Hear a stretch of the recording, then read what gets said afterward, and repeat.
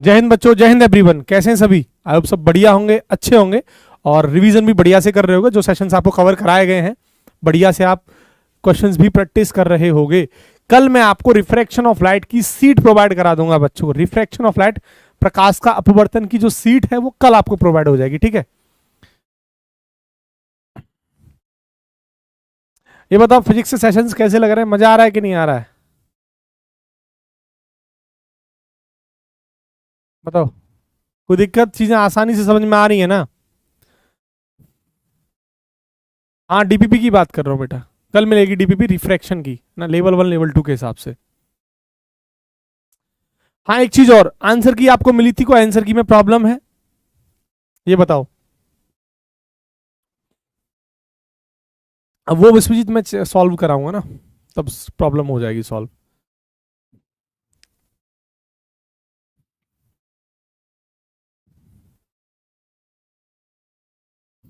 सही है, कोई दिक्कत नहीं है। एक्चुअली मैंने एक दो कमेंट देखा तो मुझे लगा एक बार कंफर्म कर लूँ आप लोगों से। बाकी का आंसर की तो एकदम सही है। आंसर की तो आपको 77 क्वेश्चंस की अपलोड हो गई है लेवल 1 में, बाकी का लेवल 2 के क्वेश्चंस की अपलोड हो गई है, ठीक है। कोई दिक्कत? मजा आ रहा है ना? धांसू हो आप? अच्छा, हाँ हाँ बिल्कुल, ऑप्टिकल इंस्ट्रूमेंट भी पढ़ाया जाएगा, क्यों परेशान हो रहे हो? सब पढ़ाया जाएगा, कुछ नहीं छोड़ा जाएगा बेटा। आगे बढ़े, चलो। तो ध्यान रखना, कल रिफ्रैक्शन ऑफ लाइट, प्रकाश के अपवर्तन की लाइट जो सीट है वो अपलोड हो जाएगी लेवल 1 लेवल 2 के हिसाब से, और उससे अगले दिन प्रिज्म की अपलोड हो जाएगी, ठीक है। वेव ऑप्टिक्स अभी नहीं होगा। वेव ऑप्टिक्स में कुछ ही पार्ट हम कवर करेंगे जो हमारे एग्जाम में जो पूछा जाता है। पॉसिबिलिटी ये रहती है हमारे एग्जाम में कि क्वेश्चंस नहीं पूछा जाए, वेव ऑप्टिक्स से नहीं पूछा जाता मोस्टली। 99.99% हमारे एग्जाम में वेव ऑप्टिक्स से क्वेश्चन नहीं बनता है, लेकिन ऑप्टिक्स से, रे ऑप्टिक्स से क्वेश्चन बनता है। तो वेव ऑप्टिक्स को मैं बाद में कवर कराऊंगा, इससे पहले, इसके बाद मैं आपको कल बताया था कि क्या करना है, मैं हीट के बारे में डिस्कस किया था। चलो चलो बेटा, आगे बढ़ते हैं। आंसर की बेटा मिल गई, आप जाके चेक करो, कैसी बात कर रहे हो। चलो बेटा, ठीक है, आगे बढ़ते हैं। और हाँ, हम आई डिस्कस कर रहे थे, सबको पता है। तो आई में जो जो पॉइंट मैंने डिस्कस कर लिया था वो आप जानते हैं। मैंने ये सब डिस्कस कर लिया था कि नियर पॉइंट, निकटतम बिंदु, और फार पॉइंट क्या होता है, 25 सेंटीमीटर, ये इनफाइनाइट, ये सारी बातें डिस्कस कर ली थी मैंने कल। मैं आज जो डिस्कस कर रहा हूं आपसे, याद करिए, कल मैंने थोड़ा सा डिफेक्ट्स के बारे में बात करी थी कि आंखों में जो डिफेक्ट होता है, आंखों में जो दोष होता है, कमी जो होती है, लोग चश्मे लगा के रखते हैं, किसी को नजदीक का दिखाई नहीं देता, किसी को दूर का नहीं दिखाई देता, और कुछ लोगों को दोनों ही नहीं दिखाई देते। जब बुढ़ापा आ जाता है लोगों को, जो आपके अम्मा या दादी या दादा होंगे, तो कई लोगों को नजदीक का दिखाई नहीं देता होगा ठीक से, कईयों को दूर का दिखाई नहीं देता होगा, है ना। तो ये जो बीमारी है, ये कौन कौन सी बीमारी है, कल भी मैं उनके बारे में डिस्कस किया था, अब आज उनको एक्सप्लेन करेंगे हम, ठीक है। चलो चलो, तो हमारे टॉपिक है डिफेक्ट्स इन ह्यूमन आई, यानी ह्यूमन आई में दोष, defects. Defects in human I, defects का मतलब है हिंदी में से दोष कहा जाता है बेटा। 4 प्रकार के मैंने कल डिस्कस किए थे आपसे, जो कि पहला जो टाइप होता है वो है मायोपिया। मायोपिया, मायोपिया जिसे निकट दृष्टि दोष कहा जाता है, और इसको शॉर्ट साइटेडनेस भी बोलते हैं। इसका बेटा दूसरा नाम है शॉर्ट साइटेडनेस, और हिंदी में से निकट या निकटतम या निकट दृष्टि दोष भी कहा जाता है। इसके बाद आता है बेटा हाइपरमेट्रोपिया। दूसरा था हाइपर या हाइपर मायोपिया या हाइपरमेट्रोपिया। इसी को कहा जाता है लॉन्ग साइटेडनेस, लॉन्ग साइटेडनेस, दूर दृष्टि दोष। लॉन्ग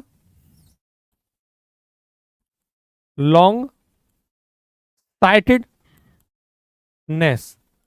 हिंदी में कहते हैं दूर दृष्टि दोष।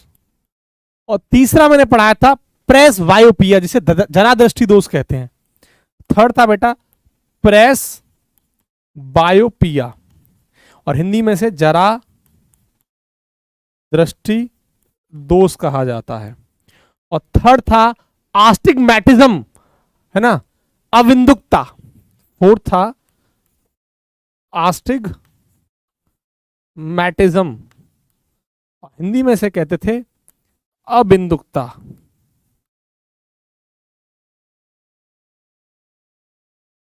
ठीक है, ये चार बीमारियां हैं, चार दोष हैं जो ह्यूमन आई में होते हैं। ठीक है, चलो, तो सबसे पहले मैं डिस्कस करने वाला हूं मायोपिया यानी शॉर्ट साइटेडनेस के बारे में। अब देखो, इनको कई बार हम, होता क्या है, इसका थोड़ा याद करने का तरीका समझना। शॉर्ट साइटेडनेस का मतलब क्या है, इसे हिंदी में तो कह रहे हैं निकटतम दृष्टि दोष। अब देखो, कुछ फिगर के माध्यम से मैं आपको थोड़ा समझाता हूं, ध्यान से देखो। ये आपके पास है,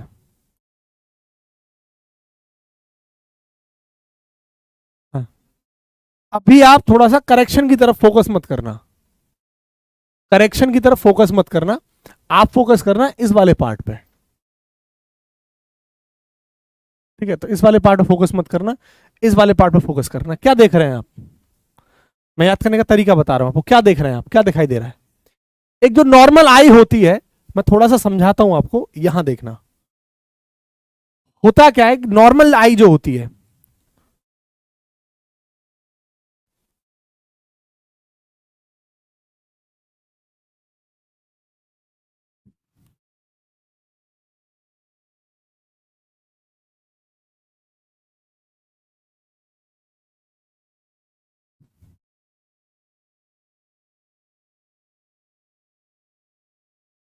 ये आई है। और होता क्या है, आई में जो लेंस है बेटा, मैं आपसे डिस्कस किया था, आई में जो लेंस होता है वो कॉन्वेक्स लेंस होता है, उत्तल लेंस होता है। ये बात भी मैं आपसे डिस्कस कर चुका हूं, बोलो हाँ के ना।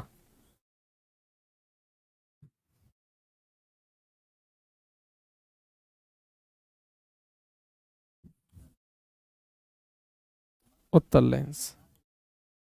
अब यहां आई, यहां पर बेटा होता है रेटिना।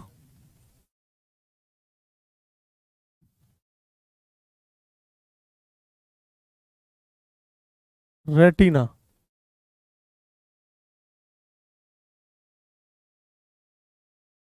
सुनो मेरी बात को ध्यान से सुनना। रेट एक्चुअली आपको बहुत अच्छा दिखाई दे रहा है, दूर का भी और नजदीक का भी। इसका कारण है सबसे बड़ा कि जो लाइट रे आती हैं आपके लेंस पर, तो वो लेंस पर जब लाइट रे आती हैं तो वो मीट करती हैं। देखो, इमेज कब बनती है, इमेज तब बनती है जब कोई दो रे आपस में किसी पॉइंट पर इंटरसेक्ट करें। उदाहरण के तौर पर मान लो एक कोई रे ये है और एक कोई रे ये है, तो किसी एक पॉइंट पर ये लाइट रे क्या करेंगे, दो लाइट रे जब मिलती हैं उसी पॉइंट पर बेटा क्या बनती है, इमेज बनती है, यानी प्रतिबिंब बनता है। हिंदी में इमेज को क्या बोलते हैं, प्रतिबिंब। बोलो हाँ के ना। तो लाइट क्या होती है, इमेज क्या होती है कि जब कोई दो लाइट रे, कितनी बार डिस्कस नहीं किया आपसे बेटा, रे ऑप्टिक्स में यही तो बताया था। तो लाइट रे जब किसी पॉइंट पर मीट करती है तो वहां इमेज बनती है, प्रतिबिंब बनती है। इसका मतलब यह हुआ कि अगर आपकी आंखें स्वस्थ हैं, हेल्दी आई हैं, आपको कोई कमी नहीं है, कोई दोष नहीं है, कोई डिफेक्ट नहीं है, आपको नजदीक का भी बहुत अच्छा दिखाई दे रहा है और दूर का भी बहुत अच्छा दिखाई दे रहा है, तब आपकी जो लाइट रे हैं वो इस पॉइंट पर आके मीट करती हैं और जिसका नाम है रेटिना। समझ रहे हो मेरी बात? तो लाइट रे कहां के मीट करती हैं, इस रेटिना पर मीट करती हैं। ये हेल्दी आई है आपकी, कोई प्रॉब्लम नहीं है आपको। तो इमेज बेटा हमेशा कहां बनती है, इमेज फॉर्म्ड एट रेटिना। तो हेल्दी आई के लिए इमेज कहां बनती है, रेटिना पर बनती है। दूसरी बात, लेकिन अगर आपकी इमेज रेटिना से पहले, इमेज रेटिना से पहले बने या रेटिना के बाद बने, तो before retina, before retina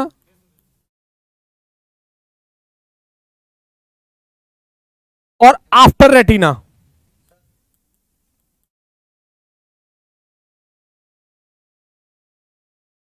after retina, before retina और आफ्टर रेटिना अगर इमेज बनती है, बिफोर रेटिना और आफ्टर रेटिना अगर इमेज बनती है, तब आपकी आंख में कोई न कोई समस्या है। और वही हम इन चारों केसेस को डिस्कस करेंगे। वो मायोपिया कब होगा वो बताऊंगा, हाइपरमेट्रोपिया होगा कब बताऊं तब बताऊंगा, प्रेसबायोपिया कब होगा तब बताऊंगा, और एस्टिग्मेटिज्म कब होगा वो भी बताऊंगा। इसका मतलब प्यारे बच्चों आपको ये बात समझ में आ गई है कि अगर आपकी इमेज, अगर आपकी आंखें हेल्दी हैं, स्वस्थ आंख हैं, तो आपकी इमेज हमेशा काम बनेगी रेटिना पर। और अगर आपकी इमेज रेटिना से पहले बन रही है या रेटिना के बाद बन रही है, इसका मतलब आपकी आंखें अब हेल्दी नहीं है, आपकी आंखों में डिफेक्ट है, कमी है। और वो डिफेक्ट कौन सा है, वही 4 डिफेक्ट अपन पढ़ेंगे। पहला डिफेक्ट जो मैं बताया था मायोपिया, जिसको शॉर्ट साइटेडनेस बोलते हैं, निकट दृष्टि दोष, और हाइपरमेट्रोपिया, ये दोनों युवा अवस्था में होते हैं, युवा अवस्था में। लेकिन लास्ट के जो दोष हैं, जिसको प्रेस बायोपिया, जरा दृष्टि दोष बोल रहा हूं, और आस्टिग्मेटिज्म, ये अक्सर बुढ़ापे में होते हैं।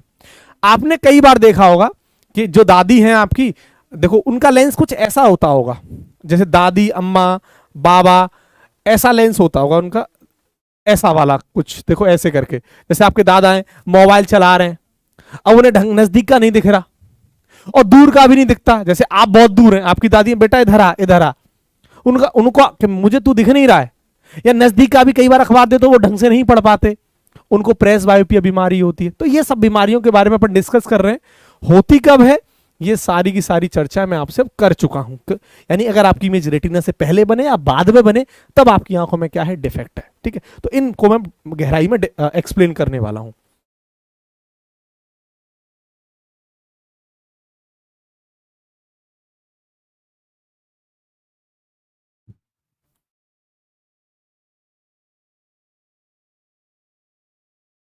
बोलो बेटा कोई प्रॉब्लम, अब बारीकी से एक्सप्लेन करें मायोपिया को क्या होता है, बोलो कोई प्रॉब्लम। अरे भैया शिवम थोड़ा बड़े, अच्छा अच्छा ठीक है, कोई दिक्कत। अब आप लोगों से मुझे एक बेटा थोड़ा 5 मिनट का ब्रेक चाहिए ना, एक्चुअली ब्रेक चाहिए 5 मिनट का आपसे, तो प्लीज सिर्फ 5 मिनट का ब्रेक चाहिए, तो ज्यादा टाइम नहीं चाहिए, सिर्फ 5 मिनट का ब्रेक, 5 मिनट ब्रेक। अर्जेंट है थोड़ा बेटा, है ना, सॉरी टू डिस्टर्ब यू, लेकिन थोड़ा अर्जेंट है। 5 मिनट का आपसे ब्रेक चाहिए, उसके बाद मैं बारीकी से आता हूं। ये 5 मिनट का ब्रेक ले रहा हूं, मैं बारीकी से फिर से आपके पास आता हूं। ठीक है, अभी वापस आता हूं, ठीक है, 5 मिनट का ब्रेक है बेटा, ठीक है।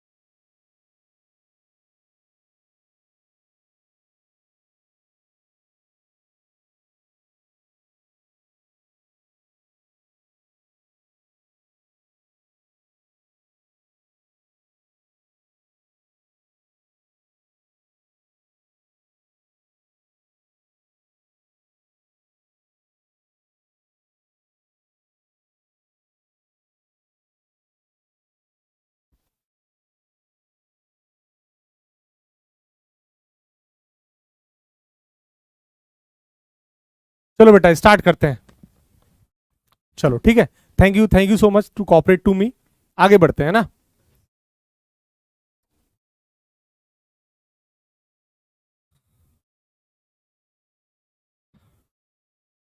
चलो बेटा स्टार्ट करें। हाँ, आगे बढ़ते हैं और अब डिस्कस करते हैं। ये चीजें तो समझ में आ गई ना, कोई प्रॉब्लम किसी को? चलो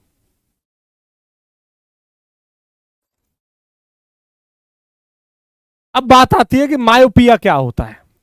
देखो मायोपिया को मैं हिंदी में मैं क्या बोल रहा था, मैं बोल रहा था निकट दृष्टि दोष, शॉर्ट साइटेडनेस।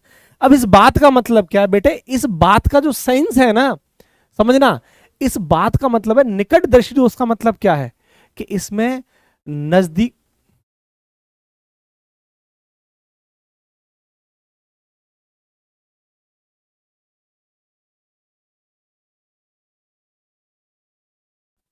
बेटा जो आंसर की आपको दी गई है, आप या तो क्लास में लेट आए, मैंने पहले ही डिस्कस कर लिया था, आंसर की को रीअपलोड कर दिया गया है ना, जो आंसर की थी उसको रीअपलोड कर दिया गया है। आप जाके प्लीज उसे दोबारा से चेक करो। रीअपलोड का मतलब है जो पहले थी उसको हटा के जो नई आंसर की उसको अपलोड कर दिया गया, उसको दोबारा से जाके देखो। ठीक है, अब हम आगे बढ़ रहे हैं ना, अब पढ़ाई पर थोड़ा ध्यान देते हैं। ठीक है, तो पीडीएफ में कोई प्रॉब्लम नहीं है, मैं चेक कर चुका हूं, बाकी का एक बार ध्यान से इसको देख लो। चलो आगे बढ़ते हैं। तो निकटतम दृष्टि दोष को इसको समझो, शॉर्ट साइटेडनेस का मतलब क्या है, मायोपिया का मतलब क्या है, निकटतम दृष्टि दोष का मतलब क्या है। निकटतम का मतलब है जिसमें निकटतम, नजदीक का तो साफ दिखाई देता है लेकिन दूर का साफ दिखाई नहीं देता। दूर का हमें ब्लर दिखाई देता है, दूर का हमें क्या दिखाई देता है, ब्लर दिखाई देता है। तो इसमें क्या लिखूंगा मैं, near object, near object seen clear, near object यानी नजदीक की वस्तु, near object seen clearly, seen clearly. कहने का मतलब है नजदीक का जो ऑब्जेक्ट है वो साफ दिखाई देता है, लेकिन फार ऑब्जेक्ट जो जो दूर का ऑब्जेक्ट है वो आपको साफ दिखाई नहीं देता है, ब्लर दिखाई देता है, उसमें क्लियर दिखाई नहीं देता। फार ऑब्जेक्ट, फार माने दूर का, फार ऑब्जेक्ट सीन ब्लरी, ब्लरी का मतलब है धुंधला, ब्लरी का मतलब क्या है, धुंधला। बताओ बेटा कोई प्रॉब्लम? अब इसको समझ लो बस, है ना। अब इनको मैं आगे एक एक फिगर से आपको समझाऊंगा, लेकिन पहले चीजों को समझ लो ढंग से। ठीक है, यहाँ पर अगर आंसर की में कोई प्रॉब्लम है तो मैं इसे चेक कर लूंगा, पहले इस पर पढ़ाई पर ध्यान दो। हाइपरबाइट्रोपिया लॉन्ग साइटेडनेस का मतलब क्या है, दूरदर्शी दोष, जिसमें दूर का साफ दिखाई देता है लेकिन नजदीक का नहीं। देख समझ लो एकदम उल्टा है। दूरदर्शी दोष का मतलब क्या है, दूर का साफ दिखाई देता है लेकिन नजदीक का नहीं दिखाई देता। मतलब फार ऑब्जेक्ट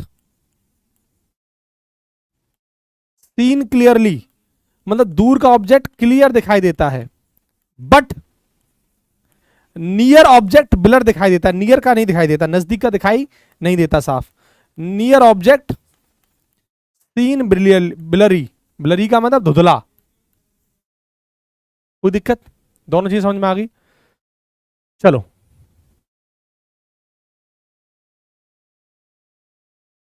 इसके बाद ये दोनों को पहले समझते हैं। आओ मायोपिया पर। तो मायोपिया क्या था, शॉर्ट साइटेडनेस, जिसमें नजदीक का साफ दिखाई देता है, दूर का नहीं दिखाई देता। इसका मतलब क्या है कि इसलिए जो इमेज है बेटा वो रेटिना से पहले बन जाती है। देखो रेटिना कहाँ है हमारा, यहाँ, लेकिन इमेज देखो यहाँ बन जाती है, यहाँ पहले ही बन जाती है, इमेज पहले बन जाती है। इसमें क्या था, नजदीक का साफ दिखाई देता है, दूर का नहीं दिखाई देता। इसका मतलब क्या है कि इमेज पहले बन जाती है। इसको कैसे सही किया जाएगा इस बीमारी को, अगर मैं एक कनकेव लेंस लगा दूं तो मुझे पता है कनकेव लेंस का काम क्या होता है, लाइट को डाइवर्ज करना। भाई अगर मैं आपसे कहूं कि ये कनकेव लेंस मैंने यहां पर लगा दिया, ये कनकेव लेंस, अवतल लेंस, ये लाइट को क्या कर देगा, डाइवर्ज कर देगा ऐसे करके। और यहां है आपका कौन सा लेंस, कॉन्वेक्स लेंस, और ये लाइट को इस तरीके से, बोलो कोई दिक्कत? तो यहां पर जो हम यूज करते हैं करेक्शन के तौर पर कौन सा लेंस यूज करते हैं, कौन सा, कनकेव लेंस, उत्तल लेंस, अवतल लेंस, सॉरी, कनकेव माने अवतल, उत्तल नहीं बेटा, अवतल लेंस। बोलो कोई प्रॉब्लम? और इसलिए जो इमेज बनती है वो फिर कहाँ बनती है, रेटिना पर बनती है। इमेज कहाँ बनती है, रेटिना पर। ये रहा रेटिना। बताओ कोई दिक्कत? ये होता किस कमी से है, कारण क्या है इसका? इसका कारण है कि, हाँ बिल्कुल,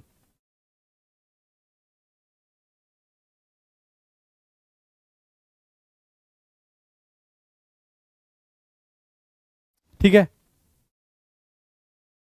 चलो आगे देखो नेक्स्ट। इसके बाद देखो हाइपरमेट्रोपिया आई, है ना, जिसको क्या बोलते हैं, लॉन्ग साइटेडनेस, दूरदृष्टि दोष। इसमें क्या है, दूर का साफ दिखाई देता है, नजदीक का नहीं दिखाई देता। इसका मतलब क्या, इमेज कहां बन रही होगी, रेटिना से बाद में। भाई नजदीक का नहीं दिखाई देता साफ, इसका मतलब रेटिना से बाद में बनती है इमेज। देखो यहां, अब हमें क्या करना है, लाइट को और नजदीक लेके आना है। तो कौन सा लेंस यूज करेंगे, जो लाइट को कन्वर्ज कर दे। कौन सा, कॉन्वेक्स उत्तल लेंस। इसलिए इसको सही करने के लिए कौन सा लेंस का यूज किया जाता है, उत्तल लेंस। और लाइट को वो कन्वर्ज कर देता है, इसलिए इमेज कहां बनती है, रेटिना पर बनती है। हम जो करेक्शन करते हैं वो कौन सा लेंस होता है, उत्तल लेंस।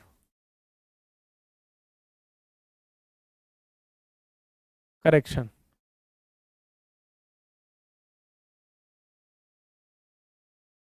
कोई प्रॉब्लम, क्लियर? चलो आगे बढ़े, दोनों चीजें क्लियर हो गई।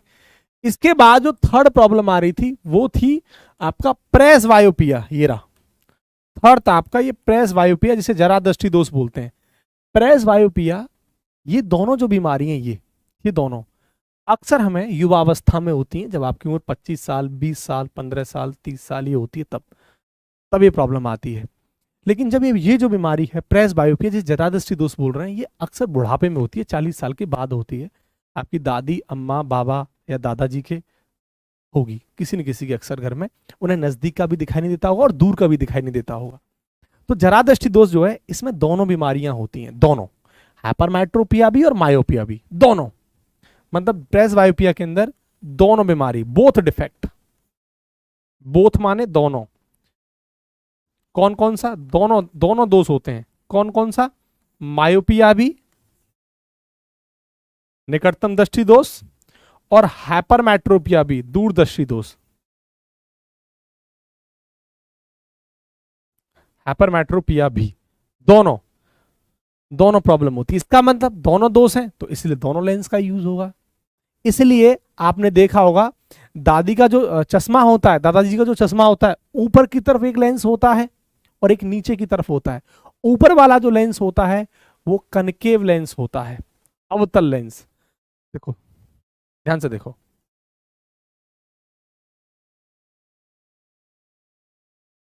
ये रहा चश्मा। तो आपने देखा होगा ऊपर वाला लेंस है, एक नीचे लेंस रहता है, ऐसे करके नीचे एक लेंस रहता होगा। तो नीचे वाला जो लेंस है ना, यहां पर ये आपका कॉन्वेक्स लेंस रहता है। कौन सा लेंस रहता है, कॉन्वेक्स, उत्तल लेंस। नीचे की तरफ जो रहता है ये उत्तल लेंस रहता है। क्योंकि कॉन्वेक्स लेंस का काम क्या है ये बताओ, ये है उत्तल लेंस। उत्तल लेंस, इसका काम क्या है, लाइट को कन्वर्ट करना। लाइट को, यानी ये क्या करता है, जो नजदीक आपको दिखाई नहीं दे रहा है उसको दिखाने में हेल्प करता है। भाई हाइपरमेट्रोपिया क्या था, दूरदृष्टि दोष, जिसमें दूर का साफ दिखाई देता है लेकिन नजदीक का साफ नहीं दिखाई देता। कौन सा लेंस यूज किया गया था, यही वाला तो लेंस यूज किया गया था।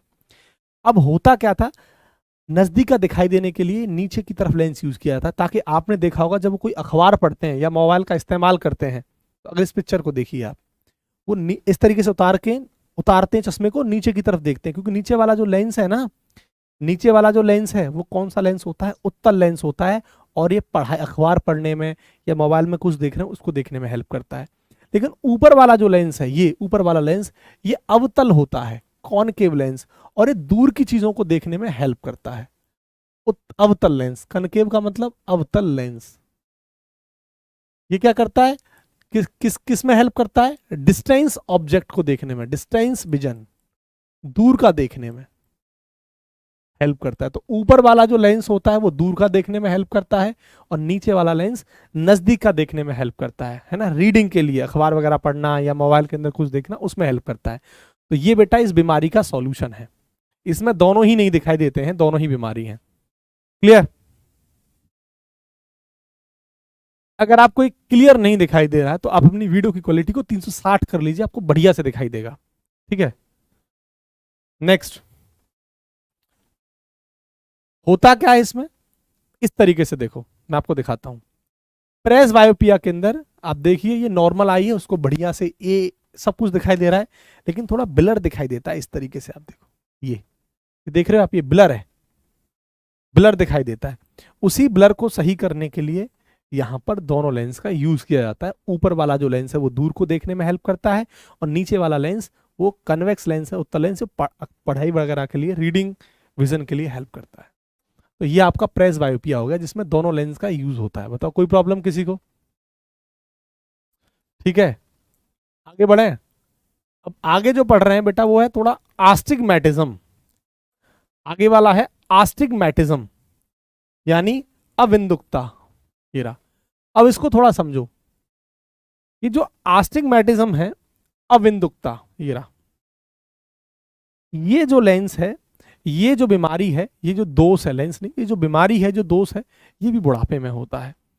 और इस केस में क्या है, जब ज्यादा बुढ़ापा हो जाता है, 50, 60 के आसपास उम्र हो जाती है, तो आपकी जो आंखें हैं, आंखों का जो लेंस है बेटा, वो सिलियरली मसल से बंधा रहता है। मैं आपको दिखाता हूं,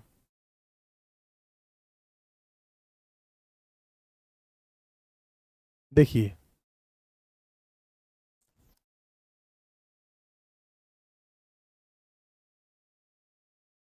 ये देखिए, ये आपकी आंख है, ठीक है, और आप देखेंगे ये आपका लेंस है पूरा। तो ये लेंस है ना, ये जो एंड पॉइंट देख रहे हैं आप, ये क्या है, ये सिलियरली मसल से बंधा रहता है। भाई लेंस किसी न किसी से बंधा रहता है, जिन मसल से बंधा रहता है, जिन मांसपेशियों से बंधा रहता है, उसे सिलियरली मसल कहते हैं। और वो जो मसल है ना, वो बुढ़ापे में ढीली हो जाती है, लूज हो जाती है, इसलिए वो जो लेंस है वो लूज हो जाता है, ढीला हो जाता है। और इसी की वजह से क्या होता है, हमें ना तो सीधा कोई ऑब्जेक्ट दिखाई देता है हॉरिजॉन्टल, और ना हॉरिजॉन्टल है ना, हॉरिजॉन्टल का मतलब है क्षैतिज ऑब्जेक्ट नहीं दिखाई देता, और ना ही वर्टिकल हमें कोई दिखाई देता, ऊर्ध्वाधर। इस की प्रॉब्लम ये है, इस बीमारी में क्या है, ना तो हमें हॉरिजॉन्टल कुछ दिखाई देता, हॉरिजॉन्टल ये है, हॉरिजॉन्टल का मतलब ये क्षैतिज, और ना ही हमें कुछ वर्टिकल दिखाई देता, ऐसे करके। तो ये जो बीमारी है, इसमें ना ही हमें नजदीक का दिखाई देता, सॉरी, ना तो हॉरिजॉन्टल का दिखाई देता है, और ना ही हमें वर्टिकल दिखाई देता। क्या नहीं दिखाई देता बेटा इसमें, हमें ना तो हॉरिजॉन्टल दिखाई देता, क्षैतिज, हॉरिजॉन्टल ऑब्जेक्ट, क्षैतिज वस्तु, हॉरिजॉन्टल का मतलब क्या, क्षैतिज, क्षैतिज वस्तु भी नहीं दिखाई देती, और क्या नहीं दिखाई देता, वर्टिकल, ऊर्ध्वाधर, वर्टिकल ऑब्जेक्ट भी नहीं दिखाई देता, ऊर्ध्वाधर वस्तु भी नहीं दिखाई देती। बोलो कोई दिक्कत? तो इसको करेक्शन के लिए क्या किया जाता है, एक ऐसे लेंस का यूज किया जाता है जिसका नाम है सिलिंड्रिकल लेंस। अब होता क्या, ध्यान से देखो, ये देखो आई है, अगर आप नॉर्मल आई को देखोगे बेटा, नॉर्मल आई को देखोगे तो ध्यान से देखना, ये देखो, ये एक नॉर्मल आई है जो स्वस्थ आंख है। होता क्या है, नॉर्मल आई जो होती है उसका जो फोकल पॉइंट है वो एक होता है, मतलब किसी एक पॉइंट पर जाके इमेज बनती है, आप देख पा रहे होगे, किसी एक पॉइंट पर जाके इमेज बनेगी, किसी एक पॉइंट पर लाइट आई जिस पॉइंट पर मीट करी वहां जाके इमेज बनती है, बात खत्म। लेकिन इस बीमारी में ऐसा नहीं है, इस बीमारी में मल्टीपल फोकल पॉइंट होते हैं, अधिकतम, मतलब होता क्या है, लाइट यहां से गई तो यहां भी दो लाइट मिल जाएंगी, यहां भी मिल जाएंगी, और यहां भी मिल जाएंगी। देखो आप, ये दिख रहा है, ये पॉइंट, यहां भी, यहां भी, और यहां भी। जबकि लाइट, जब नॉर्मल आई जो होती है, स्वस्थ आंख, उसका फोकल पॉइंट एक ही होता है, फोकल बिंदु, जिस पॉइंट पर वो कट करती है उसे फोकल पॉइंट कहते हैं, जहां पर इमेज बनती है। फोकल पॉइंट क्या है सर, फोकल बिंदु क्या है सर, जिस पॉइंट पर लाइट कट करती है, दो लाइट कट करती है, वहां जहां इमेज बनती है, ठीक है। हाँ, दृष्टि वैषम्य में भी बोलते हैं बेटा। क्लियर? क्लियर, कोई दिक्कत? तो यहां पर क्या बेटा, मल्टीपल फोकल पॉइंट्स होते हैं, मतलब अधिकतम फोकल बिंदु होते हैं, और इसलिए हमें जो ऑब्जेक्ट है ना तो वो हॉरिजॉन्टल दिखाई देता है, और ना ही वर्टिकल, ना तो क्षैतिज और ना ही ऊर्ध्वाधर दिखाई नहीं देता। इसलिए हम क्या करते हैं, वो इसके अंदर सिलिंड्रिकल लेंस का यूज किया जाता है इस बीमारी को सही करने के लिए, इस दोष को सही करने के लिए। कैसे लेंस का यूज करते हैं बेटा? सिलिंड्रिकल लेंस का यूज करते हैं। तो इसका जो करेक्शन है वो बता देता हूं मैं आपको। आस्टिग्मेटिज्म, दृष्टि वैषम्य बोल दो या अविंदुकता बोल दो, आस्टिग्मेटिज्म। बेटा दृष्टि वैषम्य बोल दो या फिर अविंदुकता बोल दो, बात एक ही है। इसका जो करेक्शन है कैसे किया जाता है, इस तरीके एक सिलिंड्रिकल, ऐसा ये सिलेंडर है ना, सिलेंडर ऐसे ही तो होता है, ये सिलिंड्रिकल लेंस है। क्या है बेटा ये? सिलिंड्रिकल लेंस, बेलनाकार लेंस। सिलिंड्रिकल का मतलब क्या है? बेलनाकार लेंस यूज्ड टू करेक्ट, सही करने के लिए, टू करेक्ट द आस्टिग्मेटिज्म।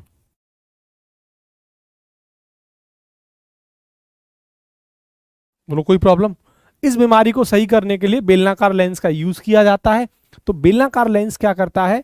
बेलनाकार लेंस उस आई की जो सिलियरली मसल थी अब उनको एक जगह कनेक्ट कर देता है, और वो लेंस जो है हिलता नहीं है, आपका जो आंखों का लेंस है वो हिलता नहीं है, वो एकदम सेट हो जाता है, तो फिर आपको चीजें क्लियर दिखाई देने लगती हैं। ये है, ठीक है। बोलो बेटा कोई दिक्कत है तो बताइए, कोई समस्या है तो बताइए, बताओ। अब एक बार मैं पूरी तरीके से चीजों को रिवाइज कर देता हूं। अब छोटी छोटी बातों पर आते हैं कि ये कॉर्निया क्या है, ये तो हमारे एग्जाम के लिए जरूरी है नहीं, इसलिए मैंने पहले इनको डिस्कस नहीं किया। छोटी छोटी बातें उनको मैं डिस्कस कर देता हूं। देखो, हमें वो पढ़ना है जो हमारे एग्जाम का हिस्सा है। हमारा एग्जाम एक टेक्निकल एग्जाम है। टेक्निकल एग्जाम के अंदर टेक्निकल क्वेश्चन आते हैं, ये बेसिक क्वेश्चंस नहीं बनते, ठीक है, लेकिन मैं फिर भी डिस्कस कर देता हूं। चलो देखो, रेटिना आपको पता ही है क्या होता है, कोई दिक्कत इसमें? रेटिना पर इमेज बनती है, ठीक। चलो, इसके अलावा और दूसरी चीज क्या है, ऑप्टिक नर्व्स क्या होता है वो भी देखो। ऑप्टिक्स नर्व्स क्या होती है?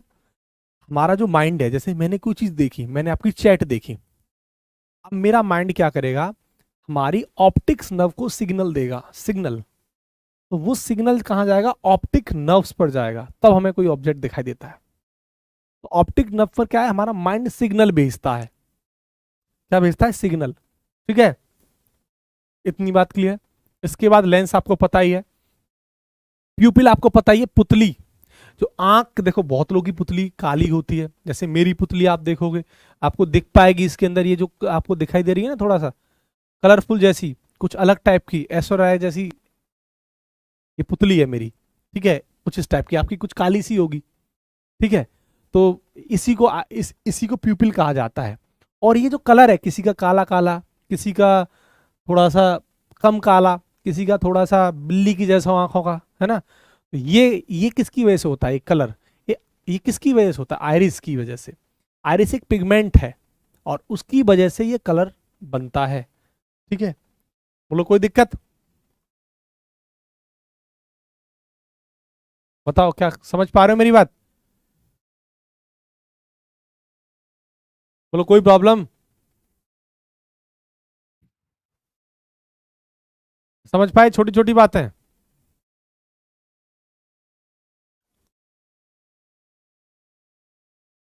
ठीक है। हिंदी में प्यूपिल को पुतली और इसको आयरिस ही बोला जाता है, ठीक है।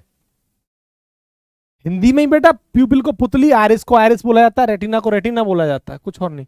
रेटिना को हिंदी में रेटिना ही कहते हैं, और बस प्यूपिल को हिंदी में पुतली कहते हैं, और आयरिस को हिंदी में आयरिस ही कहा जाता है,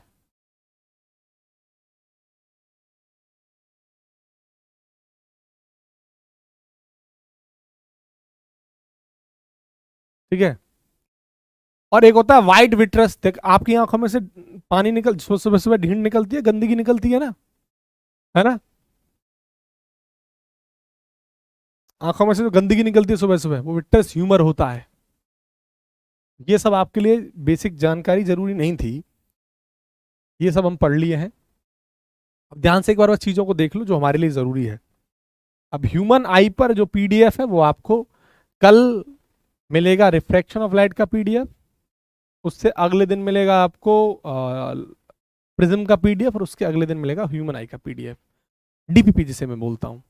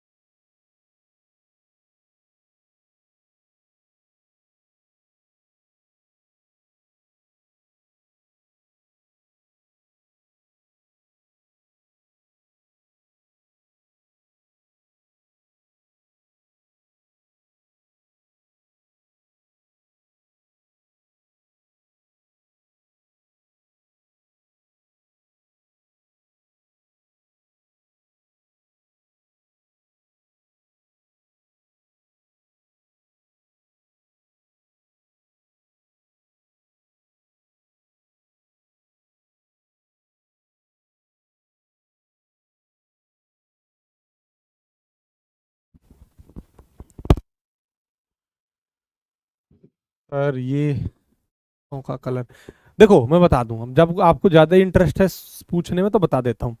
जो आंखों का कलर किसी का ये जैसे बिल्ली की जैसा होता है या फिर काला काला जो है, वो एक्चुअली मेलानिन नाम की एक प्रोटीन होती है, आपने बायोलॉजी में पढ़ा होगा, मेलानिन नाम की प्रोटीन, उसकी वजह से ये कलर होता है। डायरेक्टली प्रोपोर्शन टू मेलानिन, जितना ज्यादा मेलानिन होगा उतना ज्यादा उसकी आंख कलरफुल होगी। ये फंक्शन है सीधा सीधा, ठीक है।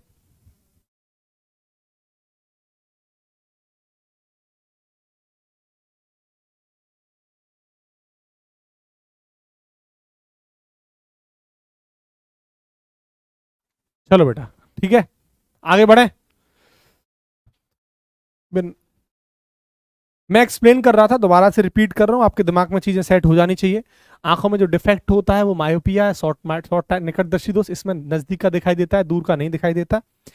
अब दूर का दिखाई नहीं देता है, इस बात का मतलब है कि जो हमारी जो इमेज है वो कहाँ बनती है, पहले बनती है, पहले बन जाती है। इसको सही करना है, कैसे सही करेंगे, कौन सा लेंस यूज करेंगे, कनकेव अवतल लेंस यूज करेंगे। दूसरा वाला क्या था, हाइपरमेट्रोपिया, दूरदर्शी, जिसमें दूर का साफ दिखाई देता है, नजदीक का नहीं दिखाई देता। होता क्या है कि इमेज बाद में बनती है, कौन सा लेंस यूज करेंगे सही करने के लिए, जो लाइट को कन्वर्ज कर दे, यानी कॉन्वेक्स लेंस। प्रेस बायोपिया क्या होता है, जिसमें नजदीक और दूर का नहीं दिखाई देता है। तो होता क्या है, दोनों बीमारियां होती हैं इसमें। ऊपर की तरफ जो लेंस होता है वो अवतल लेंस होता है, जिसमें दूर का नहीं दिखाई देता, उसको सही करने के लिए। और नीचे की तरफ कॉन्वेक्स लेंस लगाई रहता है, उत्तल लेंस, सही करने के लिए। इसके बाद आती है आस्टिग्मेटिज्म, अविंदुकता या दृष्टि वैषम्य। इसका काम क्या होता है, ना तो आपको हॉरिजॉन्टल दिखाई देता है ना ही वर्टिकल दिखाई देता है। क्यों? क्योंकि नॉर्मल आई में जो फोकल पॉइंट होता है, जहां इमेज कट करती है, जहां रे कट करती है, वहां इमेज बनती है, उसको फोकल पॉइंट कहते हैं। लेकिन यहाँ पर मल्टीपल फोकल पॉइंट्स होते हैं, इसलिए। ठीक है, इसका करेक्शन क्या है, सिलिंड्रिकल लेंस यूज करते हैं। बाकी का आपको सबका करेक्शन पता लग गया आपके एग्जाम के लिए। ये वाला जो टॉपिक था वो सीधा सीधा 4.2 सी इंपोर्टेंट थे। इसके बाद आगे की चर्चाएं कर रहे हैं बेटा, ठीक है। चलो, अब देखो, अब बात आती है कि सर आप हमें ऑप्टिकल इंस्ट्रूमेंट्स नहीं पढ़ाएंगे क्या? ऑप्टिकल इंस्ट्रूमेंट सर प्रैक्टिस होगी। देखो, आप बार बार जितने कमेंट करोगे आपको बेटा कोई फायदा नहीं है। आप कमेंट करने से अपने आप को या तो हीरो समझते हो, मैं आपको अपना टाइम बर्बाद कर रहे हो। क्या आप कभी एक बार में चीजों को नहीं समझ सकते हो? किस बात की प्रैक्टिस की बात करते हैं आप, मुझे ये बताइए। कौन सी प्रैक्टिस की बात कर रहे हैं आप, बोलिए, किस प्रैक्टिस की बात करते हैं आप? प्रॉब्लम क्या है कि तुम्हें एक बार बात समझ में आती नहीं है और तुमको आदत है बार बार कमेंट करने की और बेकार की कमेंट करने की। किस प्रैक्टिस की बात आप कर रहे हैं?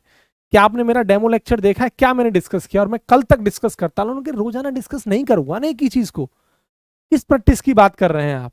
आपसे क्या बोला हूं मैं, वो समझ में नहीं आता आपको। आपसे मैं क्या बोला हूं मूर्ख? ये बोला हूं मैं कि रिफ्लेक्शन मैंने आपको पढ़ाया है, और रिफ्लेक्शन ऑफ लाइट मैंने पढ़ा दिया, रिफ्रैक्शन मैंने आपको पढ़ा दिया, इसके साथ आपको प्रिज्म मैंने पढ़ा दिया, आई मैंने पढ़ा दिया। इसके बाद आगे जो पॉइंट आएगा वो पढ़ाऊंगा। तो मैंने क्या करा है, आपने देखा होगा, यहाँ जो जरूरी क्वेश्चंस थे मैं साथ ही साथ लगवाता गया हूँ आपको। यहाँ जो जरूरी क्वेश्चन थे साथ ही साथ लगवाता गया हूँ। यहाँ पर हमने लेवल 1 और लेवल 2 की डीपीपीज आपको दी हैं।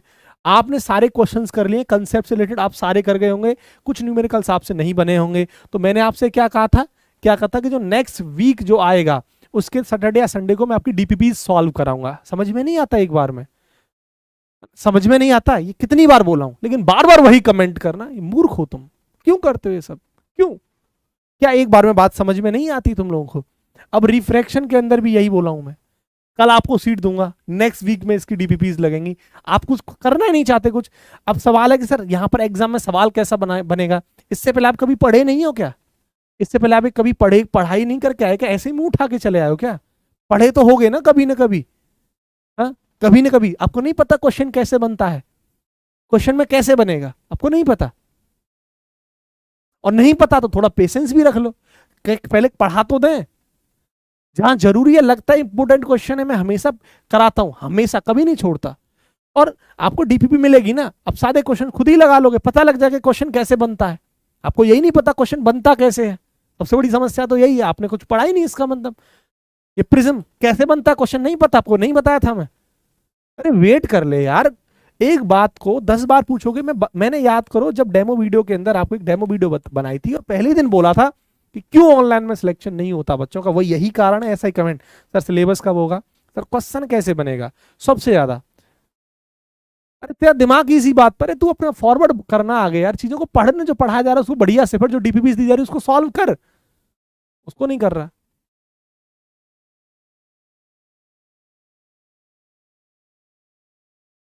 मत मत पूछा करो ज्यादा क्वेश्चन, क्वेश्चन का मतलब क्या है, बेकार की बातें मत किया करो, ये बेकार की बातें जरूरी ही नहीं है तुम्हारे लिए, कोई मतलब ही नहीं होना चाहिए। आपको बता दें, आप जितना अपने लिए नहीं सोचते उससे ज्यादा हम कहीं आपके लिए सोचते हैं, ये फैक्ट आपको सच बता रहा हूँ, और ये दिखेगा आपको। अभी आप हमसे नए कनेक्ट हुए हैं, 10 दिन या 5 दिन आपको हुए हैं, 8 दिन हुए हैं, जब आप मेरे लेक्चर्स 15-20 दिन ले लोगे तो आपको रियलाइज होगा कि हाँ, हमसे ज्यादा हमारे टीचर को हमारी चिंता है। लेकिन वो पढ़ाई का जो तरीका है वो एक सही होना चाहिए। ये पहले डेमो, अगर किसी ने नहीं देखा है मेरा, जाके डेमो लेक्चर देखिए। आग पहले 30 मिनट मैं आपसे यही डिस्कस किया हूं, क्योंकि मुझे पता है, इतने साल से मैं ऑनलाइन में पढ़ा रहा हूं, मुझे पता है, मुझे पता है कि सबसे बड़ी प्रॉब्लम क्या, इतने बैचेस हमने निकाल दिए, प्रॉब्लम कहां आती है? बच्चा कमेंट करता रहता है फालतू का, बेमतलब का टाइम अपना बर्बाद करता है। इसलिए मैंने एक प्रॉपर वीडियो इसी बात पर बनाया था कि क्या कारण है जिससे कि ऑनलाइन में उसको डिस्ट्रैक्ट होता है, सिलेक्शन नहीं होता। सारे पॉइंट्स मैंने एक एक चीज को एक्सप्लेन किया। मत करो यार, वो रिपीट मत करो, ठीक है? अब नेक्स्ट टॉपिक कब होगा, पढ़ा रहा हूं मैं आई, कि नेक्स्ट टॉपिक कब होगा? अरे मेरे भाई आई तो पढ़ ले, नेक्स्ट टॉपिक कब होगा? ये कौन सी बेकार की बात हुई? तुम्हें नहीं पता नेक्स्ट टॉपिक कब होगा? कल डिस्कस नहीं किया था, और नहीं भी किया तो पहले टॉपिक को खत्म करेंगे ना, उसके बाद ही तो डिस्कशन करेंगे। पढ़ा रहा हूं प्रिज्म, नेक्स्ट टॉपिक कब होगा? अरे कैसी बातें करते हो यार।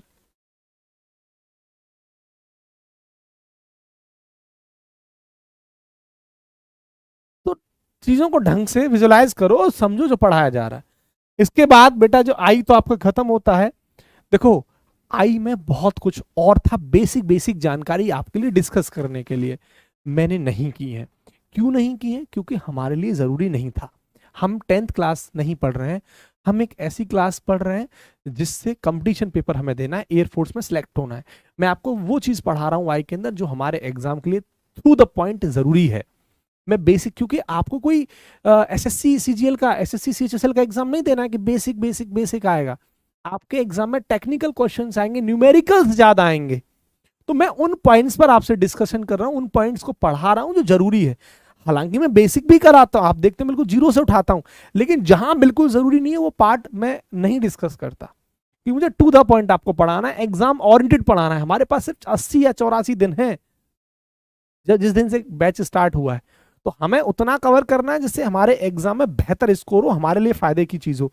अगर आपको और बेसिक जानना है तो आप किसी बुक ले लो, बेसिक बेसिक जानकारी ले लो जो 10th में पढ़ के आए हो,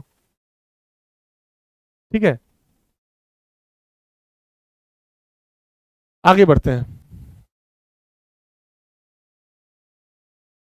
नेक्स्ट, इसके बाद बेटा आपका ऑप्टिकल इंस्ट्रूमेंट है। ऑप्टिकल इंस्ट्रूमेंट, ऑप्टिकल इंस्ट्रूमेंट पर क्वेश्चन बनता है। ऑप्टिकल इंस्ट्रूमेंट प्रकाशिकीय इंस्ट्रूमेंट। जो ऑप्टिकल इंस्ट्रूमेंट अब हमारा टॉपिक है नेक्स्ट, और ये हमारा रे ऑप्टिक्स का लास्ट टॉपिक है, लास्ट। ठीक है, ऑप्टिकल इंस्ट्रूमेंट, जिसमें आपको क्या क्या पढ़ना है, जिसमें आपको सबसे पहले पढ़ना है बेटा सूक्ष्मदर्शी, माइक्रोस्कोप। माइक्रोस्कोप के बारे में थोड़ा सा मैं डिस्कशन करूंगा, सुन लेना। माइक्रोस्कोप हिंदी में कहा जाता है सूक्ष्मदर्शी।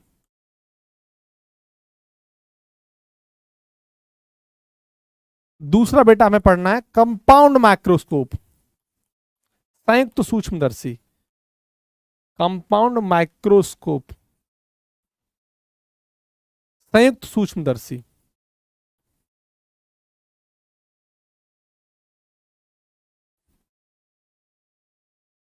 एक कमेंट कर रहा था कि सर आप ये नहीं पढ़ाओगे, वो नहीं पढ़ाओगे। अरे भाई, आई चल रहा है, पहले आई पढ़, उसके बाद देख मैं पढ़ाऊंगा क्या, तब पूछना कि पढ़ा रहा हूं कि नहीं पढ़ा रहा हूं।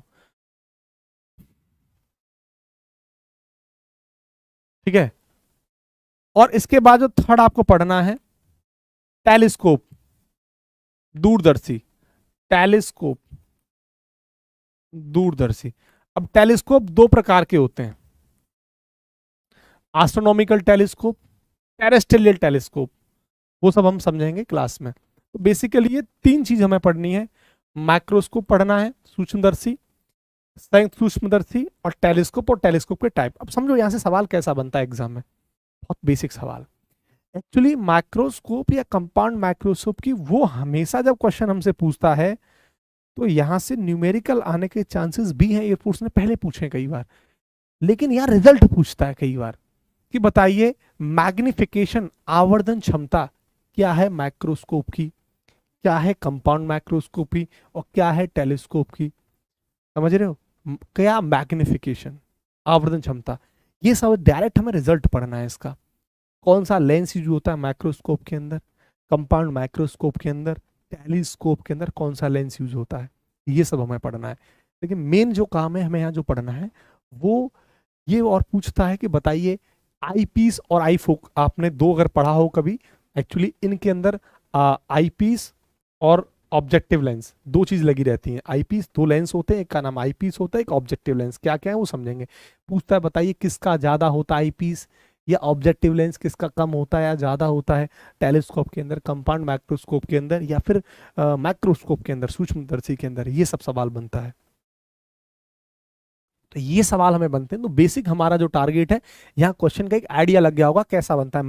मैग्निफिकेशन पूछ लेगा, आवर्धन क्या पूछेगा, मैग्निफिकेशन, आवर्धन, या फिर किसका कौन सा लेंस बड़ा है छोटा है, ये पूछ लेगा, ये ध्यान रखना। तो ऑप्टिकल इंस्ट्रूमेंट मुश्किल से 30 से 35 मिनट का टॉपिक है विद क्वेश्चन। ऑप्टिकल इंस्ट्रूमेंट को हम कवर करेंगे। आपको पता है बेटा जो सिलिंड्रिकल लेंस होता है वो एक प्रॉपर कोई लेंस है, कॉन्वेक्स लेंस। ठीक है, आगे बढ़ो। और इस ऑप्टिकल इंस्ट्रूमेंट को पढ़ने के बाद हमारी जो नेक्स्ट जर्नी स्टार्ट होगी वो बेटा हीट होगी। और मैं आपको पहले ही बता दूं, हीट हम जब पढ़ रहे होंगे, पहले ही सुन लेना, बाद में मत पूछना। इस बार सैटरडे और संडे आ रहा है। सैटरडे को एक बहुत बड़ी क्लास में लेने वाला हूं, बड़ी क्लास सैटरडे को। और उस बड़ी क्लास के अंदर ऑलमोस्ट कोई एक चैप्टर हीट का मैं फिनिश करूंगा, कोई एक चैप्टर। इसी सैटरडे को मेरी बड़ी क्लास होगी। आज आपका शायद वेडनेसडे होगा, बुधवार, कल बृहस्पति है, फिर शुक्र है, शनिवार, यानी 2 दिन बाद, आज से 2 दिन बाद तीसरे दिन एक बड़ी क्लास होगी मेरी आपके में, जिसमें हीट, क्योंकि कल मैं ऑप्टिकल इंस्ट्रूमेंट कर रहा हूँ, और ऑप्टिकल इंस्ट्रूमेंट स्टार्ट करने के बाद मैं हीट स्टार्ट कर दूंगा कल ही। और कल ही ऑप्टिकल इंस्ट्रूमेंट स्टार्ट करने हीट के अंदर थर्मोमेट्री नाम के चैप्टर को खत्म कर दूंगा। सुन लो, तापमिति को कल ही खत्म कर दूंगा विद क्वेश्चंस। और परसों में थर्मल एक्सपेंशन को खत्म करके कैलोमेट्री स्टार्ट कर दूंगा, यानी शुक्र की कहानी हो गई। कैलोमेट्री लेकिन परसों खत्म नहीं हो पाएगा, अब होगा शुक्र। अब शनिवार को कैलोमेट्री खत्म भी हो जाएगा और ट्रांसमिशन ऑफ हीट भी खत्म हो जाएगा। अब आ गया सोमवार। सोमवार को मैं थर्मोडायनामिक्स और मंगल, यानी मंगल तक, या मेरे हार्डली मेरा रहेगा कि मैं आपको सोमवार को ही खत्म मतलब सोमवार को खत्म कर दूं, लेकिन हार्डली मंगल तक आपका हीट भी खत्म हो जाएगा, पांचों के पांचों 6 चैप्टर। ट्यूसडे तक आपका टारगेट है क्या, ट्यूसडे तक हम क्या कवर कर लेंगे, हीट को फिनिश कर लेंगे। ये दिमाग में सेट कर लो, हार्डली नहीं तो कोशिश मेरी है कि मंडे तक मैं खत्म करा दूं। ये कब होगा खत्म, जब मैं सैटरडे को एक बड़ी क्लास लूंगा, एक बड़ी 4 से 5 घंटे की एक बड़ा सेशन लूंगा। तो हो सकता है कि मंडे से पहले ही कवर हो, मंडे तक कवर हो जाए, नहीं एक दिन फिर मान लेते हैं कि ट्यूसडे को, क्योंकि क्वेश्चंस भी मुझे डिस्कस करने हैं हीट के अंदर साथ ही साथ। ठीक है, तो कल से हम ऑप्टिकल इंस्ट्रूमेंट और हीट को स्टार्ट कर रहे होंगे। ठीक है, और जो तुम बेटा अभी हमारे यहाँ ऑफलाइन एयरफोर्स का बैच नहीं चलता है, हमारे यहाँ ऑफलाइन में एनडी का बैच चलता है। ठीक है, तो ऑफलाइन एयरफोर्स नेवी आईसीजी के बैचेस नहीं चलते हैं, ये हमारा ऑनलाइन बैच है, और ऑफलाइन में हमारे यहाँ सिर्फ और सिर्फ एनडी चलता है। ठीक है, एनडी ऑफलाइन और ऑनलाइन दोनों चलता है। ठीक है, अब कल आपको रिफ्रैक्शन की पीडीएफ मिल जाएंगी, यानी डीपीपी मिल जाएंगे, वो ध्यान से लगा देना, और मैं आंसर की को अभी चेक कर लूंगा। ठीक है, उसके लिए आप निश्चिंत रहिए। और जो आप कमेंट में बेकार की बातें कर रहे हो ना, ब्लॉक होने में 2 मिनट लगती है, इसको भी समझ लो आप। हाँ भी की चलता है, इसे पढ़ाई पर ज्यादा ध्यान दो। चलो ठीक है बेटा, तो कल मुलाकात होगी हमारी कब, ऑप्टिकल इंस्ट्रूमेंट पर। ये समझ में आ गया होगा क्या कैसे पढ़ना है ऑप्टिकल इंस्ट्रूमेंट के बारे में। ठीक है, अब आपको एक आइडिया दे दिया है मैंने, अब मुझे ट्यूसडे तक मत पूछना क्या पढ़ाना है कैसे पढ़ाना है। हीट के अंदर चैप्टर कल थोड़ा डिस्कशन करेंगे, कल की क्लास में आती है ऑप्टिकल इंस्ट्रूमेंट को खत्म करेंगे, और उसके बाद ऑप्टिकल हीट को स्टार्ट करेंगे, हीट का इंट्रोडक्शन देंगे ब्रीफ, और इंट्रोडक्शन देने के बाद अपने चैप्टर को कंटिन्यू कर देंगे। ठीक है, ठीक है, रीजनिंग की क्लास अभी नहीं हो रही है, सर ने डेमो सेशन के अंदर बताया है कि उनकी क्लास जो है वो नेक्स्ट संडे से होगी, आप जाके एक बार चेक कर लीजिए प्लीज। आप पहले टीचर्स के डेमो को देखिए, उन्होंने क्या बोला है क्या नहीं बोला है। ठीक है, और रीजनिंग एक्स ग्रुप में नहीं आती बेटा, वाई ग्रुप में आती है। एक्स ग्रुप में 3 ही सब्जेक्ट आते हैं, फिजिक्स मैथ और इंग्लिश, ये बात मैं बता चुका हूं कितनी बार, प्रॉपर एक वीडियो बना चुके हैं इस पर। आंसर की को मैं दोबारा से एक बार चेक कर लेता हूं, है ना।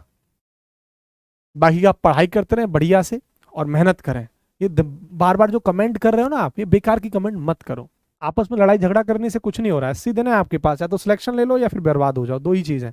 और याद रखिए सिलेक्शन का शॉर्टकट कोई नहीं है, मेहनत मेहनत मेहनत। ये बकवास मत किया करो कमेंट में, खामखा आपस में लड़ते रहते हो तुम लोग।